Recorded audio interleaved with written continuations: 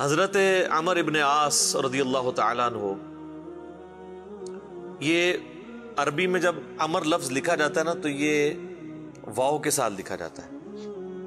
عمر جس طرح لکھا جاتا ہے اسی طرح عمر بھی لکھا جاتا ہے، لیکن عربی اس میں فرق کرتے ہیں، اس کو لکھتے ہیں عمرو. وہ اردو میں لوگ پڑھ رہے ہوتے ہیں نا عمرو، یہ عمرو عیار کی کہانیاں، وہ لفظ بھی ڈیوائس بیسیکلی حضرت عمر بن عاص سے ہوا ہے، کیونکہ برین ان کا بہت تھا. اچھا، لیکن وہ لفظ ہی غلط ہے. لفظ عمرو تو کوئی لفظ ہی نہیں ہے، لفظ ہے امر. لکھا ہوتا ہے عمرو لیکن اس کا مطلب واو جو ہے وہ سائلنٹ ہوتا ہے، اور واو کا مطلب یہ ہے کہ آپ نے اسے پیش کی بجائے زبر سے پڑھنا ہے، عمر کی بجائے پڑھنا ہے امر. تو حضرت عمر بن عاص رضی اللہ تعالیٰ عنہ، یہ آپ سمجھ لیں کہ قریش مکہ، مشرکین عرب کے تھنک ٹینکس میں سے تھے. گفتگو کرنے کا بھی ان کو فن آتا تھا، اور معاملہ فہمی اور چیزوں کو ہینڈل کرنا یہ ان پہ ختم تھا، اور ینگ ایج کے اندر.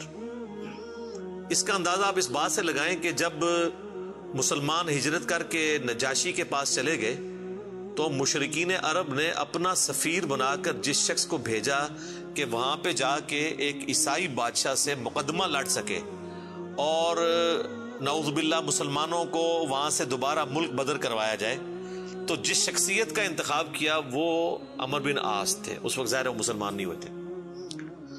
بہرحال وہاں پہ پھر قرآن کی طاقت کام آئی.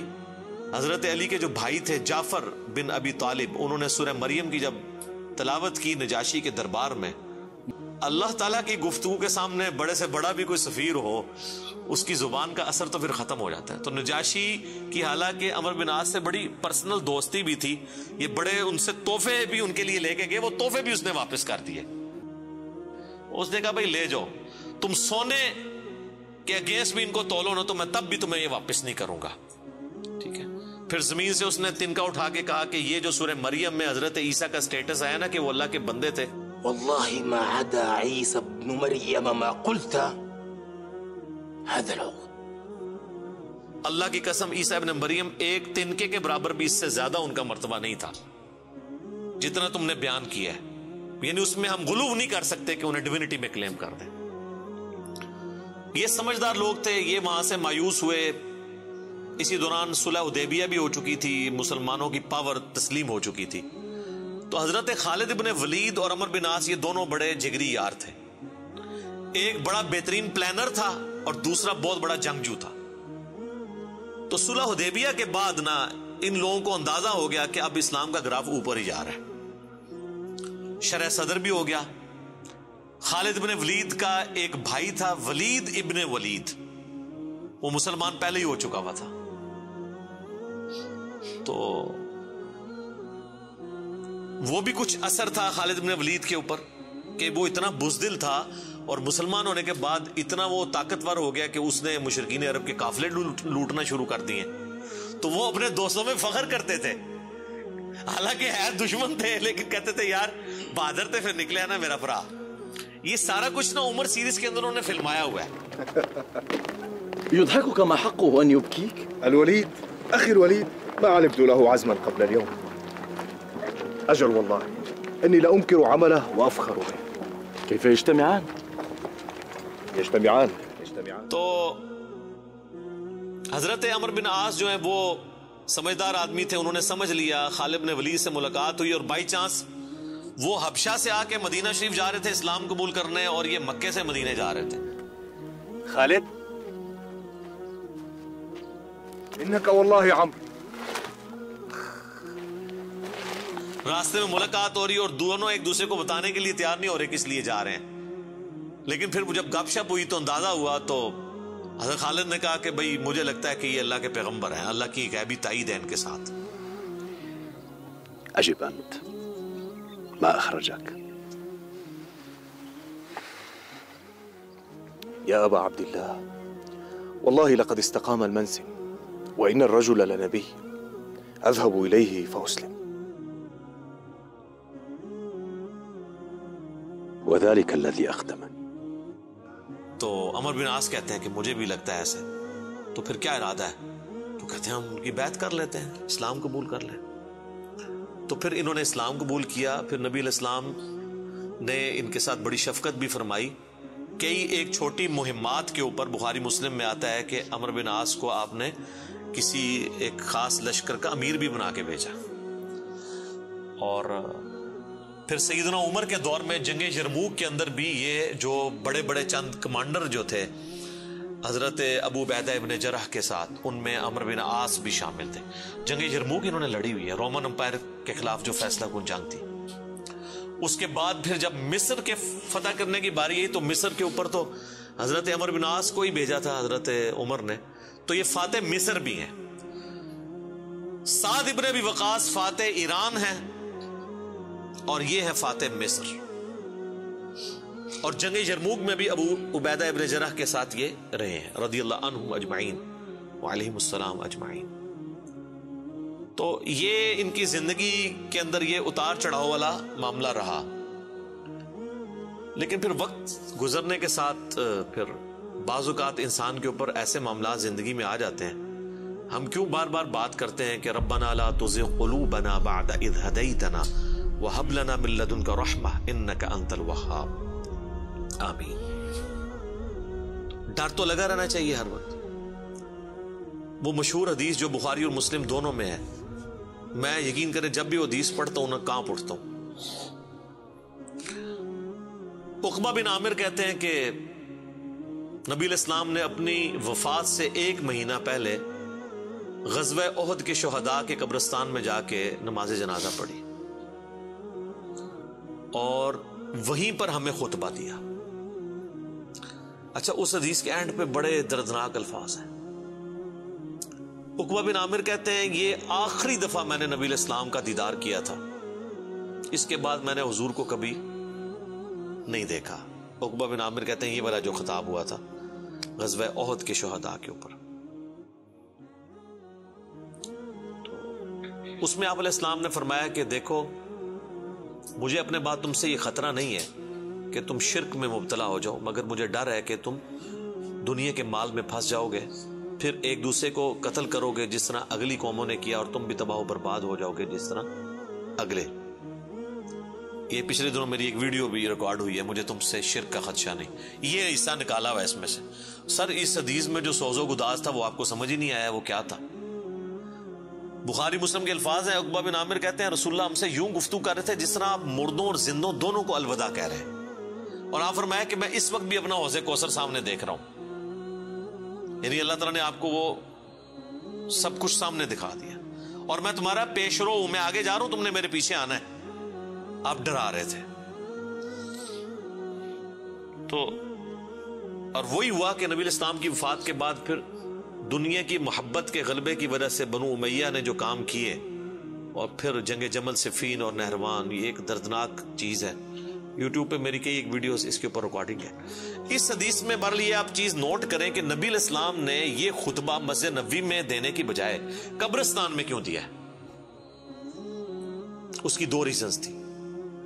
اس لیے کہ وہ قبرستان تھا غزوہ احد کے میدان میں، جہاں پر ایک واضح فتح مال غنیمت سمیٹنے کی وجہ سے شکست میں بدل گئی تھی. حالانکہ رسول اللہ موجود تھے، لیکن دنیا کی محبت کے تھوڑے سے غلبے نے رسول اللہ کی موجودگی کی بھی پرواہ نہیں کی اللہ نے، اور فتح کو شکست میں بدل دیا. تو آج تو رسول اللہ موجود بھی نہیں ہے، ہمیں آپ کی دعاؤں کا بھی وہ حصہ نہیں ہے جو صحابہ کو نصیب تھا صلی اللہ علیہ وآلہ وسلم رضی اللہ عنہم اجمعین. اور دوسرا نبی علیہ السلام یہ میسج دینا چاہ رہے تھے کہ غزوہ احد میں وہ لوگ اس قبرستان میں دفن ہیں جنہوں نے محنتیں کی ہیں، اور پھل ملنے سے پہلے ہی وہ اسی فقر کی زندگی میں دنیا سے چلے گئے. حضرت حمزہ ابن عبد المطلب نے تو اسلام کا گولڈن پیریڈ نہیں دیکھا نا، ان تو قربانیاں دی ہیں نا. آپ اس سے اندازہ لگائیں، یہ میرا اجتہاد ہے اور یہ درست ہے کہ اگر رسول اللہ کی وفات کے وقت حضرت حمزہ زندہ ہوتے تو پہلے خلیفہ وہ بنتے، کیونکہ غزوہ بدر اور احد کے اندر نبی علیہ السلام نے آرمی چیف ان کو بنایا تھا. ابو بکر، عمر، عثمان و علی ان کے انڈر تھے. تو حمزہ بن عبد المطلب تو شہید ہوئے احد میں، ان کی لاش کا مسئلہ ہوا. نبی علیہ السلام نے یہ بھی میسج دیا کہ یہاں پہ، اور پھر وہاں تو اتنی دردناک حدیثیں ہیں بخاری مسلم میں کہ کفن کے لیے بھی کپڑا نہیں تھا، سر چھپاتے تھے تو پاؤں ننگے ہو جاتے تھے کہ یہ صاحب کے. پھر گھاس ڈال کے ایک قبر میں کئی مردے دفنائے گئے. تو نبی اسلام یہ بھی میسج دے رہے تھے کیونکہ آپ کو تو اللہ نے دکھا دیا نا. اسی حدیث بخاری مسلم میں آتا ہے کہ اللہ تعالیٰ نے زمین کے خزانوں کی چابیاں مجھے دے دی ہیں. اور جو بریلوی کہتے ہیں کہ حضور ہی سب کچھ بانٹ رہے ہیں، خدا کا نام ہے. اور میرے بھائی وہ بخاری مسلم میں باقی حدیث میں موجود ہے، وہ زمین کے خزانے رومن اور پرشین امپائر کے خزانے ہیں جو صحابہ نے فتح کرنے تھے، بیت المال میں آ کے جمع ہونے تھے.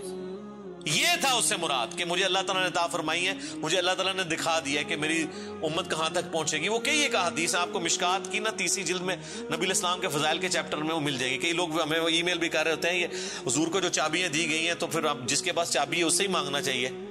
وہ یہ تھا، ٹھیک ہے، کہ وہ رومن اور پرشین امپائر کے خزانے مسلمانوں کو ملے. تو بہرحال اسی کی ایگزیکیوشن بعد میں ہوئی ہے. اور حضرت عمرو بن عاص بھی اس، یعنی آپ سمجھ لیں سسٹم کا کسی درجے تک حصہ بنے. اور یہ میں ان پہ کوئی فتویٰ نہیں لگا رہا، وہ خود مانتے تھے کہ میرے ساتھ ایسا معاملہ ہوا. مجھے حضرت عمرو بن عاص سے یہ چیز یاد ہے. بڑی رکت انگیز حدیث ہے جس میں ان کے قبول اسلام کا واقعہ بھی ہے. صحیح مسلم میں کتاب الایمان چیپٹر میں شروع ہی میں 321 نمبر حدیث ہے انٹرنیشنل نمبر کے مطابق. اور میرے یہ جو کربلا والا ریسرچ پیپر جس میں نے 200 احادیث جمع کی ہیں، اس کے اندر بھی آپ کو مل جائے گی. جنگ صفین کے حوالے سے میں وہ حدیثیں لے کے آیا ہوں. صحیح مسلم میں 321 نمبر. حضرت عمرو بن عاص کی موت کا وقت جب قریب آتا ہے تو وہ دیوار کی طرف منہ کر کے رونا شروع کر دیتے ہیں. سر موت کے وقت انسان کو پھر اپنی زندگی میں کی ہوئی غلطیاں یاد آ جاتی ہیں. تو ان کا بیٹا ان کو تسلی دیتے ہوئے کہتا ہے کہ ابا جان، آپ تو نبی الاسلام کے قریبی ساتھیوں میں سے تھے، آپ نے رومن امپائر کی جنگیں لڑی ہوئی ہیں، جنگ یرموک، جہاد میں آپ شامل رہے ہیں، اتنے اتنے بڑے فضائل ہیں آپ کے لیے. تو حضرت عمرو بن عاص اسے ٹوکتے ہیں، وہ کہتے ہیں کہ تم نے ایک فضیلت تو چھوڑ دی جو سب سے بھاری تھی ہمارے نزدیک، یعنی صحابی ہونے سے بھی بھاری فضیلت اس اعتبار سے، اور وہ ہے اس بات کی گواہی دینا کہ اللہ کے سوا کوئی معبود نہیں اور محمد اس کے رسول ہیں صلی اللہ علیہ وآلہ وسلم. تو انہوں نے کہا تم نے یہ چیز چھوڑ دی ہے، اصل چیز تو یہ ہے. ہاں جب یہ چیز حاصل ہو جائے پھر صحابی ظاہر ہے ایک بہت بڑی فضیلت ہے، لیکن صحابی بنتا ہی وہ ہے جو پہلے اس کلمے کا اقرار کرے. تو کہتے ہیں کہ اب وہ بیٹے کو وجہ بتاتے ہیں اپنے رونے کی. کہتے ہیں کہ بیٹا ایک وہ وقت تھا کہ مجھے رسول اللہ سے بڑی دشمنی تھی، نعوذ باللہ، اور میری زندگی کی سب سے بڑی خواہش تھی کہ اگر رسول اللہ صلی اللہ علیہ وآلہ وسلم کے بارے میں مجھے کوئی موقع ملے تو میں انہیں قتل کر دوں، نعوذ باللہ. میرا دل ان کے بغض سے بھرا ہوا تھا. اے میرے بیٹے، اگر میں اس وقت مر جاتا تو سیدھا جہنم میں جاتا، لیکن پھر اللہ تعالیٰ نے میرا سینہ اسلام کے لیے کھول دیا. رسول اللہ صلی اللہ علیہ وآلہ وسلم کی محبت میرے دل میں جاگزی ہوئی. اور وہ کہتے ہیں پھر مجھے اس دنیا میں رسول اللہ سے بڑھ کر کوئی محبوب نہیں تھا صلی اللہ علیہ وسلم. اور کہتے ہیں میرے بیٹے پوری زندگی نبی الاسلام سے مجھے محبت اور عقیدت کا وہ لیول تھا کہ میں نے کبھی بھی آنکھ بھر کے حضور کے چہرے کی طرف نہیں دیکھا. اور اگر تم مجھ سے پوچھو نا کہ میں حضور کے چہرے کے خد و خال بیان کروں تو نہیں کر سکتا. میں نے زندگی میں حضور کی ادب کی وجہ سے کبھی آپ کے چہرے کو نگاہ بھر کے بھی نہیں دیکھا. اوئے ہوئے ہوئے.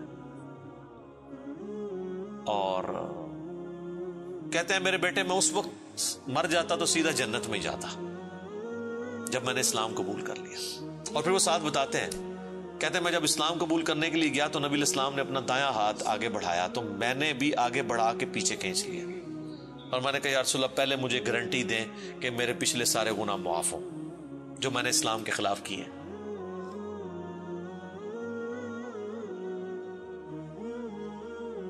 یا رسول اللہ، اشہد ان لا الہ الا اللہ وانک رسول اللہ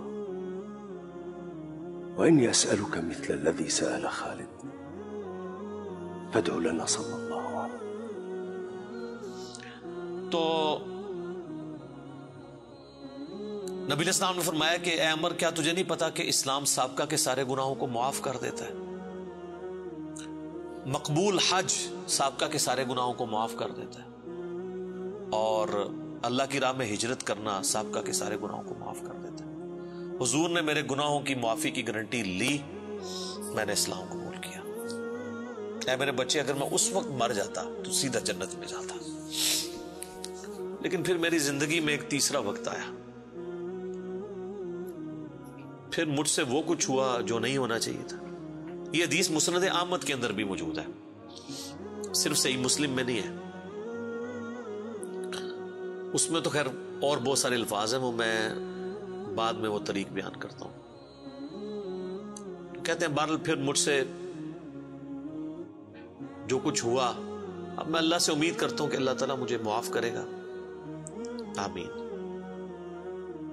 جب میں مر جاؤں تو میری قبر کے ساتھ، میری لاش کے ساتھ، میت کے ساتھ کوئی آگ نہیں ساتھ لے کر جانی، اور نہ کوئی نوحہ کرنے والی عورت ساتھ لے کے جانی ہے، اور مجھے دفنانے کے بعد میری قبر کے اوپر پانی چھڑک دینا، جس طرح نبی الاسلام کی سنت ہے کہ آپ دفنانے کے بعد پانی چھڑکتے تھے، اور اس کے بعد میری قبر پہ اتنی دیر موجود رہنا جتنی دیر ایک اونٹ کو نہر کر کے اس کا گوشت تقسیم کیا جاتا ہے، یعنی کم از کم 2 گھنٹے تک، تاکہ میں اپنی قبر سے مانوس ہوں اور دیکھو میں اللہ کے بھیجے ہوئے فرشتوں کو پھر کیا جواب دیتا ہوں۔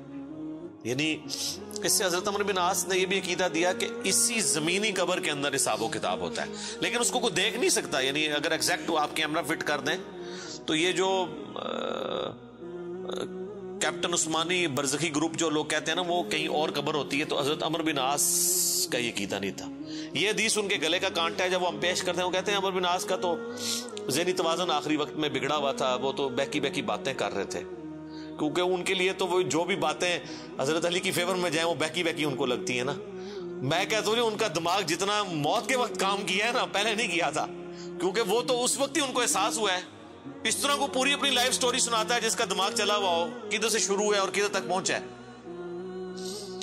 اچھا، یہ حدیث مسند احمد میں بھی آتی ہے، اس میں جو ہے نا الفاظ ہیں کہ وہ گھبراہٹ کی وجہ سے نا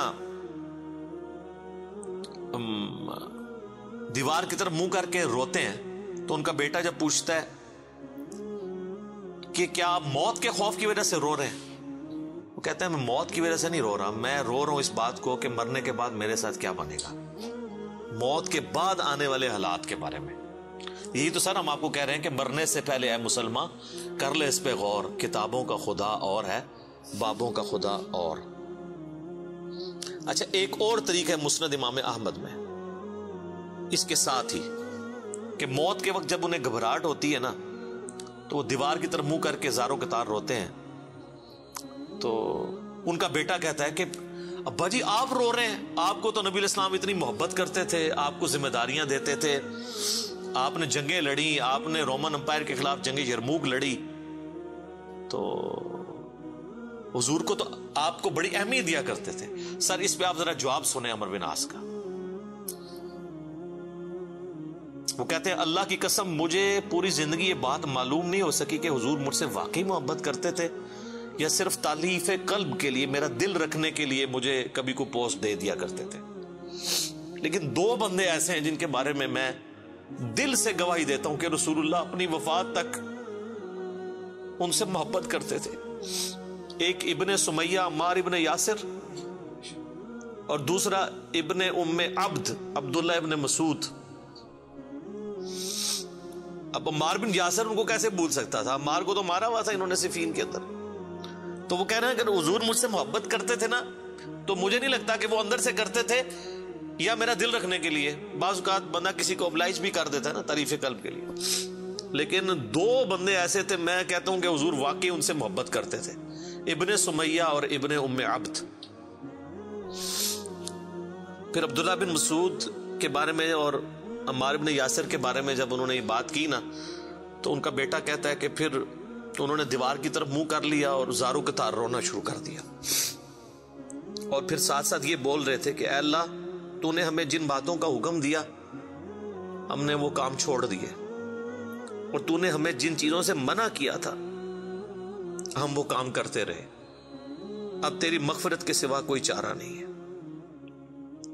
اور پھر ان کا بیٹا کہتا ہے کہ بس یہی جملے وہ پڑھتے رہے کہ ان کی روح پرواز کر گئی. آخری ان کا کلام یہی تھا کہ اللہ جو جن کاموں سے تو نے روکا وہ ہم کرتے رہے، اور جن چیزوں کا تو نے حکم دیا ہم اس کی مخالفت کرتے رہے، تیری مغفرت کے سوا اب کوئی چارہ نہیں ہے.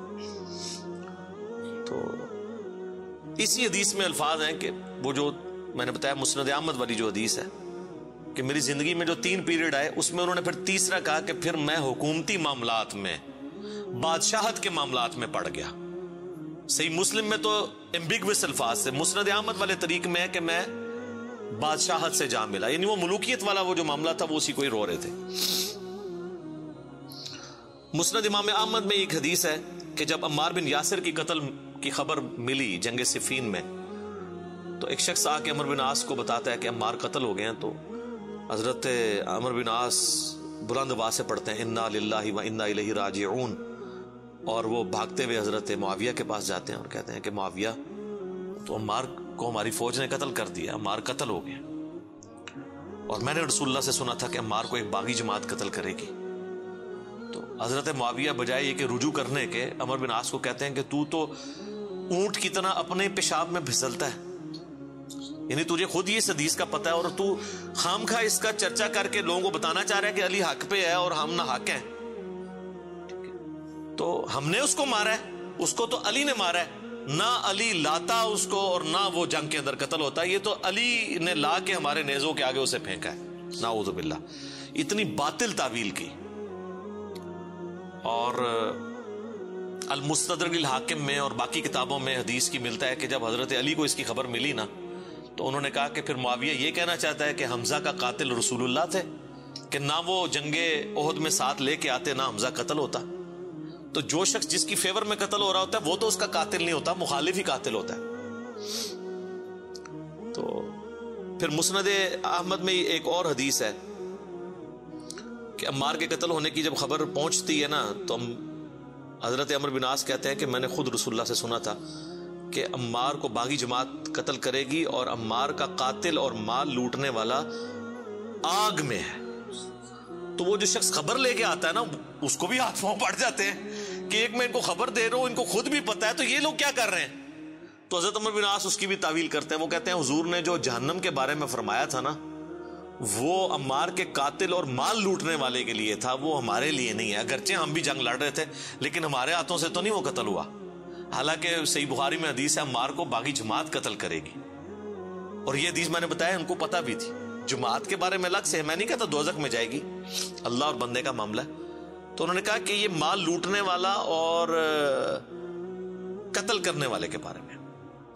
اب مسند احمد میں موجود ہے کہ وہ صحابی صلح حدیبیہ کا صحابی تھا، ابو الغادیہ، جس نے عمار کو قتل کیا تھا، اور پوری زندگی پہ پھر وہ روتے تھے مجھ سے یہ کیا کام ہوا. تو اس پہ خیر ابن حجر اسقلانی نے بڑی کوشش کی ہے، انہوں نے بحث کی ہے کہ نہیں، صلح حدیبیہ کی فضیلت اسے کور کر لے گی، امید ہے کہ وہ جنت میں ہی جائے گا جہنم میں پھیرا لگائے بغیر. تو شیخ البانی نے پھر اس کے اوپر گرفت کی ہے کہ نہیں، جو عام فضیلت ہوتی ہے نا، جب کسی معاملے میں تخصیص آ جائے تو عام فضیلت اٹھ جاتی ہے. جب حضور نے فرما دیا نا کہ عمار کا قاتل اور مال لوٹنے والا جہنم میں ہے، تو اب یہ ایک تخصیص آ گئی ہے. جب تخصیص آ جائے نا تو حکم عام اٹھ جاتا ہے اس شخص کے لیے، لہذا آپ یہ تعویل نہ کریں. شیخ البانی یعنی انہوں نے حق گوئی کا مظاہرہ کیا.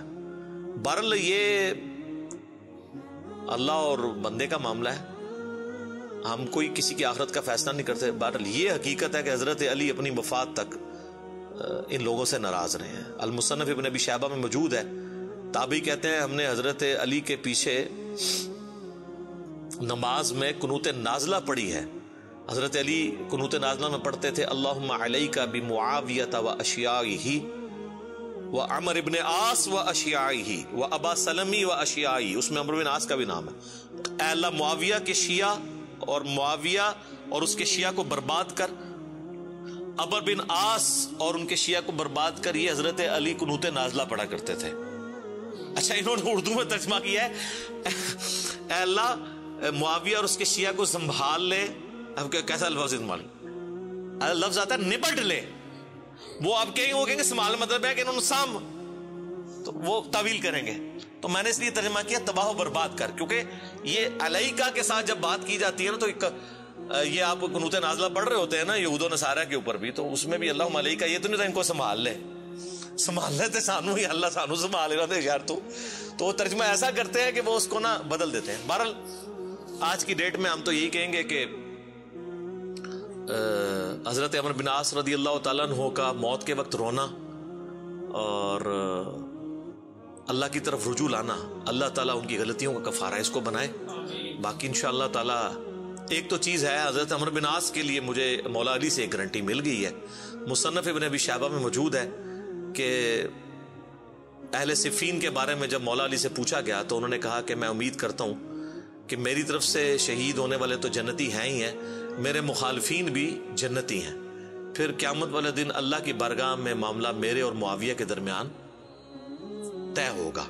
تو میرے خیال ہے حضرت عمرو بن عاص کو مولا علی نے پھر قنوت نازلہ کے بعد یہ فرما کے نکال دیا, اور آپ دیکھ لیں وہ روئے بھی بہت ہیں آخری وقت میں. میں ویسے جب بھی یہ حدیث پڑھتا ہوں پھر عمرو بن عاص کے لیے میرا دل نرم ہو جاتا ہے کہ انہوں نے مرنے سے پہلے اللہ کی طرف رجوع لائے ہیں رضی اللہ تعالیٰ عنہ وعلیہ السلام. اذانیں شروع ہو جاتی ہیں, بقیہ کے سوالات انشاءاللہ اذان کے وقفے کے بعد.